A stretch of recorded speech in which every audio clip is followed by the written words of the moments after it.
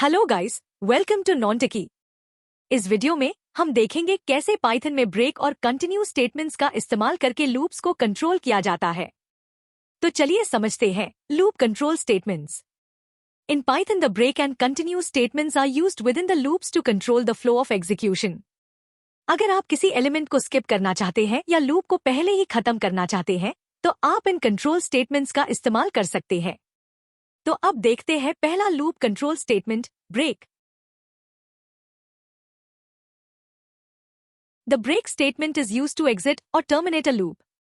When the break statement is encountered within a loop is immediately terminated, and the program execution continues within the next statement after the loop.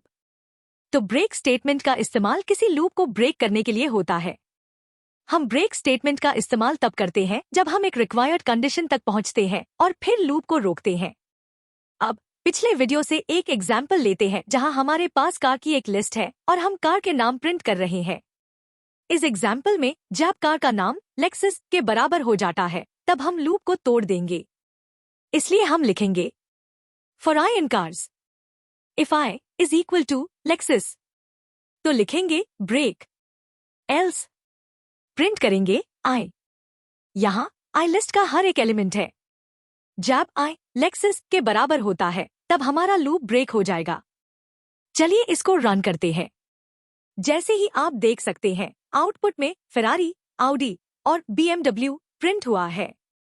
Loop Lexus को देखकर break हो गया है। अगला चीज है continue statement.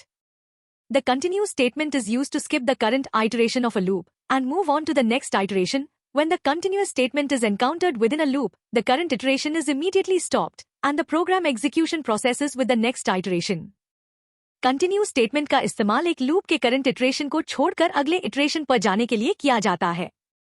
जब किसी लूप के अंदर कंटिन्यू स्टेटमेंट पाई जाती है तो करंट आइटरेशन तुरंत रोक दी जाती है और प्रोग्राम का एग्जीक्यूशन अगले आइटरेशन के साथ जारी रहता है। चलिए एक एग्जाम्पल लेते हैं। यहाँ इस लिस्ट में हम सिर्फ इवन नंबर्स प्रिंट करना चाहते हैं। कंटिन्यू स्टेटमेंट से हम ऑड नंबर्स को छोड़ देंगे और सिर्फ इवन नंबर्स को प्रिंट करेंगे। तो हम लिखेंगे for i in l if i modulus 2 is not equal to 0, तो हम लिखेंगे कंटिन्यू, एल्स प्रिंट करेंगे आई। अब इस कोड को रन करते हैं। जैसे ही आप देख सकते हैं स्क्रीन पर हमें सिर्फ इवन नंबर्स दिख रहे हैं।